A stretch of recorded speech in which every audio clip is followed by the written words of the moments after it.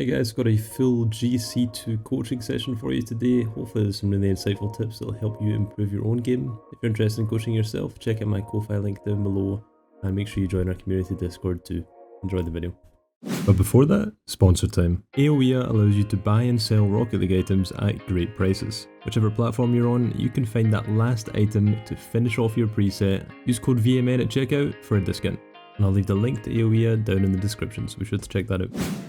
So your opponents are GC2 in this game as well? I believe so. One of them might be GC3 beforehand, but not at this current season, like he peaked previously. Right, okay.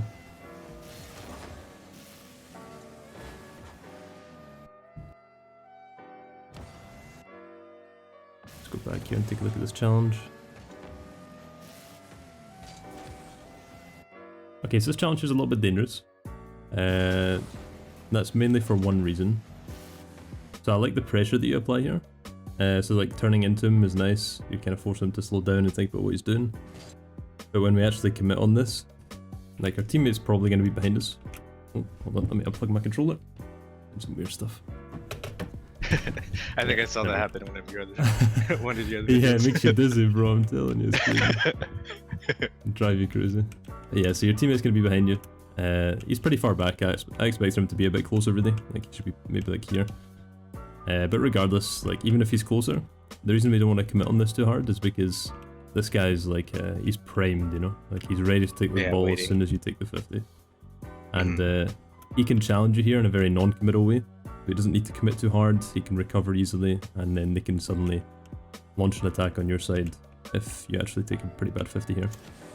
So I'd maybe just opt for applying the pressure that you do, which is excellent. You turn, and then I'd maybe just turn, drive away, but you could even turn back in, you know, and apply more pressure, and then cut back out. So kind of like this constant weave to apply pressure. Weaving. Yeah, and then your teammate's going to be back. Just try and bait him to like smack it against the wall towards your teammate, or maybe you're even going to get a better challenge that you can then follow onto the wall, you know? Because we always want to be playing for that second touch. Yeah, we'll see if they get possession from this. I imagine they do. Yeah. Okay. Kind of...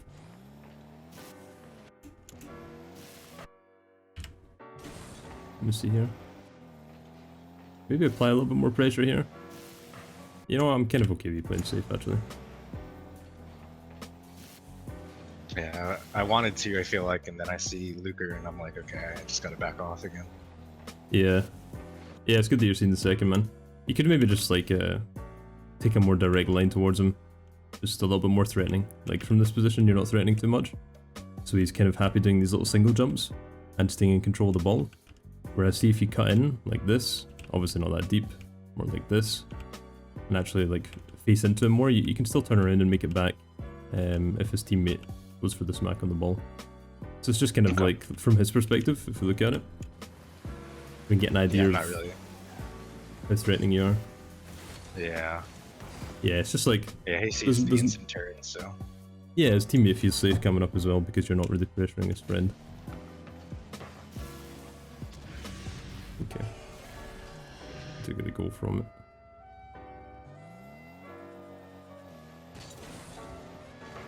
Is this your usual twos partner? You guys play a lot together? Or? Pretty frequently, not always, but okay. We definitely do few together. That's awesome.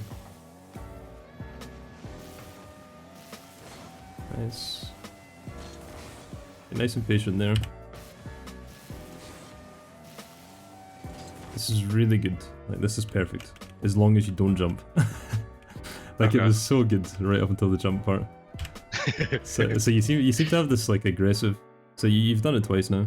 You know, we had that one time where you didn't really cut too deep into the opponent, when you could have. But the past two times that you've been aggressive, like your turns and your shadowing seems really good.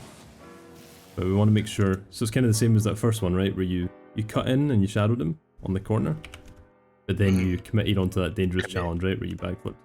And it's kind of the same here. Like, this is excellent. You've done literally everything you need to do. You got right up. And the only reason you don't commit on this is because he's got like 100% possession. Yeah, like you can't steal this off him. So if you look at his car, like he's so much closer to the ball than you are. He's like, he can easily clear it to the side if you commit. He's just got a lot more control than you could intercept off of him. So we kind of just want to play, again, like you did, force that hit, teammate gets possession, and then if we're grounded, we can immediately cut into mid, and we can go support our teammate. Maybe pass into mid, and we manage to cut in and get a free pass. Okay. So it's just kind of staying grounded, making sure we're available to play with our teammate, because we might end up giving away possession here again. What do we do?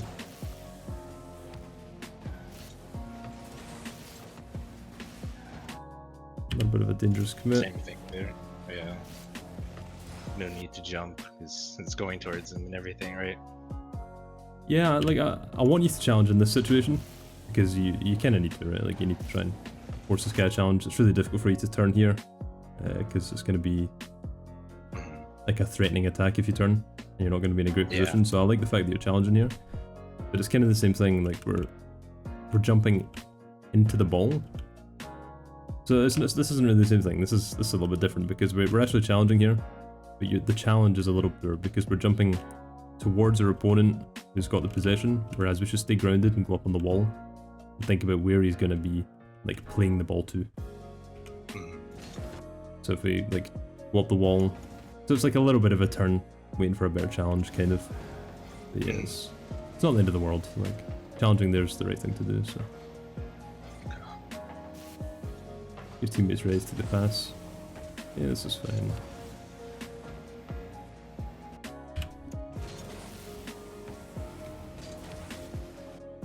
Yeah. I think I panicked flip there. I probably could have taken control.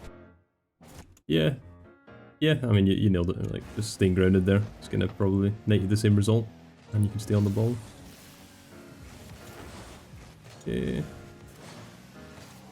Teammate's got...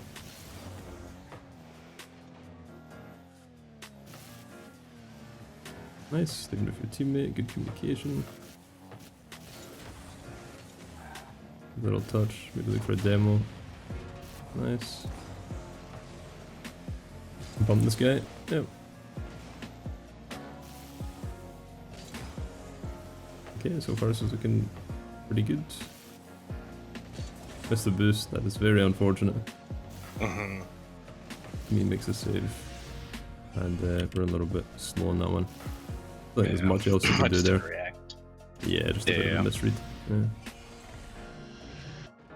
But that whole like that minute there was looking pretty good. It's kind of offensive, defensive rotations. That was looking sound. Nice. Boost. Mate yoinks it.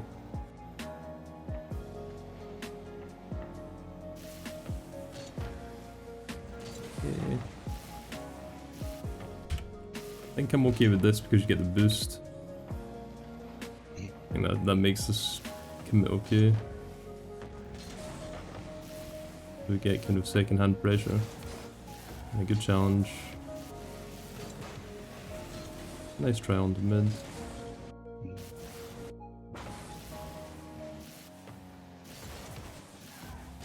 Can maybe play our possession a little bit longer here.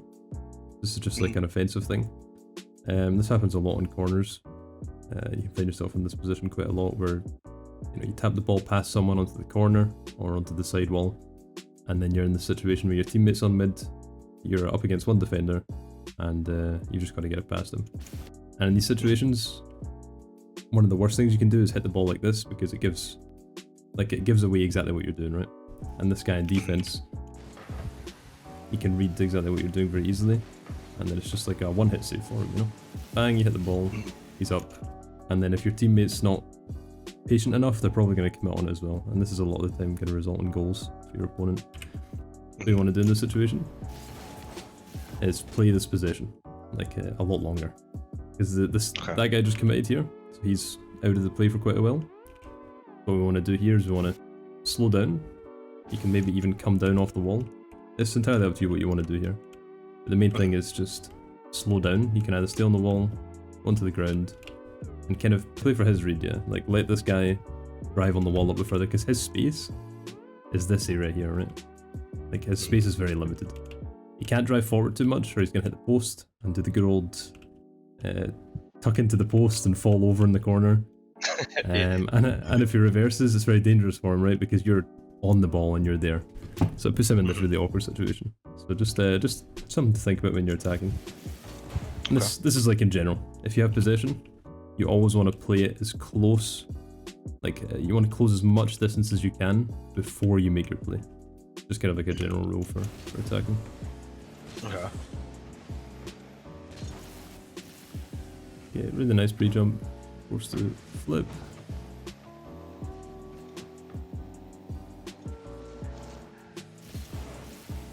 Nice little touch into teammate. Teammate gets juked. Yeah, this was really good by you. I think this is mostly your teammate's fault. I like the little touch you do here. Could have been a little bit more like down in front of your net instead of a little bit further out into mid. So it kind of gives rights to the opponent by accident, but I think your teammates should probably still have a 50 on that, so they're unfortunate. I remember he called that, so I leave it for him. Yeah. That's fine, as long as you guys are communicating that, that's good. A bit awkward. Yeah, I messed up there.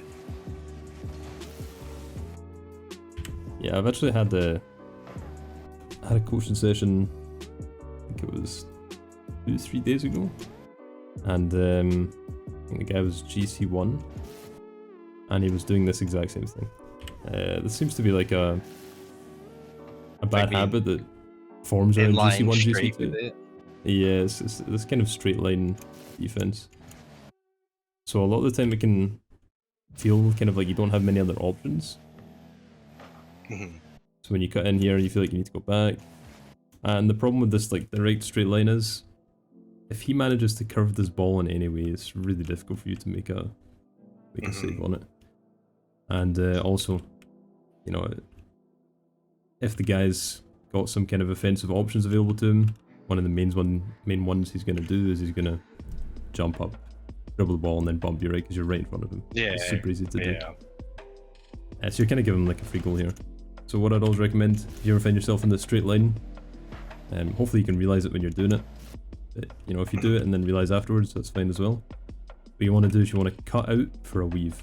Like you can't ever go into a straight line. I mean, you can sometimes. It's just normally it's going to be really bad. So always think about. I actually found a very good way to describe this. Think of shadowing close to your opponent as like an infinity loop, right? Kind of like. Oh god, that is the worst infinity loop I've ever drawn. Like this, right? That's good enough. Looks pretty wonky, but it'll do. So see if you're close to your opponent. This only applies when you're close. A lot of the time you're going to have to switch which side you're actually shadowing on. Like go from left to right. And the way you do that is with this loop, right? So if you're on this side, you have to go... So you're kind of following that path, right? Like you're on this line here. The correct thing to do is go like this. Or you could even go like this, you know? Like round this way. And you're kind of cutting out for this weave back in. And then you can decide if you want to stay on this side as he's attacking. And if you want to stay on this side, then you just keep doing the same thing, right? Like you stick on this side and you keep going. And then you're slowly closing off where he can shoot. Like kind of narrowing his options. And you're looking for an opportunity to challenge the whole way. But if you don't feel comfortable on that side when you cut across, like if he does something, like cuts the ball across here. Actually, that's actually better for you. Let's say he does like this. You can always cut back across that infinity loop again, right? To the other side. So you got lots of different options, but just when you're close to your enemy, never go on that straight line. Always cut out and go for that wave if you can. Okay. You might have gotten that save, honestly. But like 9 times out of 10, the attack is going to be much harder to save than that. Like they'll do something different.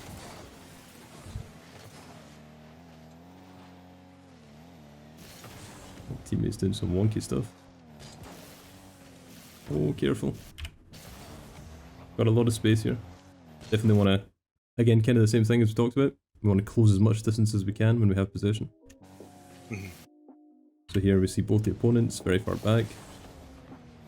The enemy screwed up, just gave us the ball for free, so we got to take this possession.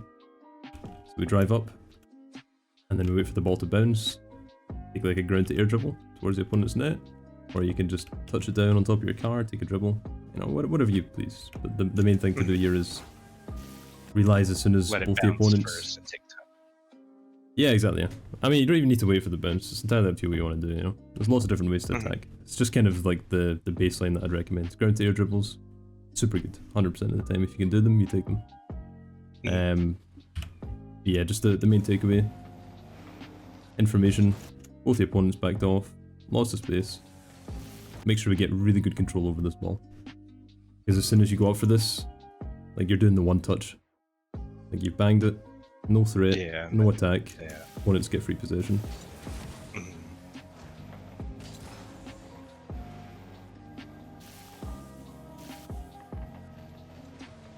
Good positioning. Nice and aggressive. Careful.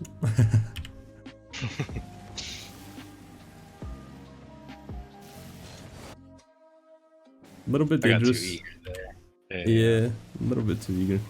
This is one of those situations where teammate's very deep, so we want to maybe play a little bit more passive. Like a little cut in, turn around. The commit isn't terrible, but it leaves your teammate in a pretty... Yeah, 1v2. Yeah. It's just the risk of him getting demoed here that's scary, you know? Luckily manages to dodge it, but I want to prevent that scenario if we can. Okay, right, we've got free possession here again. Okay, we play it. Okay, much better than last time. Yeah, poor first touch. Yeah, a little bit poor first touch. But yeah, I mean that guy was pressuring a little bit, so it could be forgiven. Yeah, that was much better. Okay, nice, get full boost, we're back. Nice try on the read. We'll get another goal. Yeah, a bit of a mechanical mistake. I think maybe your other option here is like drive up the wall. maybe? Yeah, the backboard, yeah. Because you're still kind of outside of the goal at this point, so as soon as he touches it up like this, we just have to react and go up on the backboard. But yeah, it's kind of that split second, you know, decision making. Not always going to be there. And, I mean, if you hit that ball, it's perfectly fine, you know. So either or is good. Just if you can, back wall allows you to have a bit more control when you go on it, because you can wait for the ball, easier.